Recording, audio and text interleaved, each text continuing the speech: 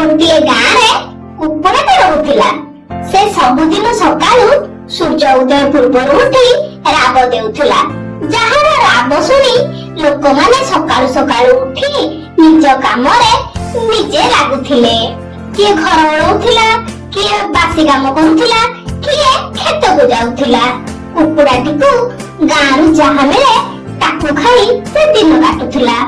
ହେଲେ ଗାଁର କିଛି ବାଳୁଙ୍ଗା ପିଲା କୁକୁଡ଼ାଟିକୁ ଅନେକ ସମୟ ହଇରାଣ କରନ୍ତି।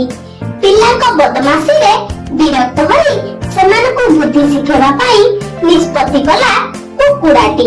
କୁକୁଡ଼ାଟି ଭାବିଲା ପରଦିନ ସକାଳୁ ସେ ଆଉ ରାବିବ ନାହିଁ, ସମସ୍ତେ ଶୋଇ ରହିବେ, ତାପରେ ମୋର ଗୁରୁତ୍ୱ ସମସ୍ତେ ବୁଝିପାରିବେ, ଆଉ ମତେ କେହି ହଇରାଣ କରିବେ ନାହିଁ। এই ବାଳୁଙ୍ଗା ପିଲାମାନେ ଉଚିତ ଶାସ୍ତି ପାଇବେ। କୁକୁଡ଼ାଟି ତାର ଯୋଜନା ଅନୁଯାୟୀ ପରଦିନ ସକାଳୁ ଶୋଇ ରହିଲା, ଆଉ ରାବିଲା ନାହିଁ। ହେଲେ ଲୋକମାନେ ସବୁଦିନ ପରି ସମୟରେ ଉଠି ନିଜ ନିଜ କାମରେ ଲାଗିଗଲେ। ଯେତେବେଳେ କୁକୁଡ଼ା ଉଠି ଏସବୁ ଦେଖିଲା, ତାର ଗର୍ବ କାଚ ଭଳି ଭାଙ୍ଗିଗଲା।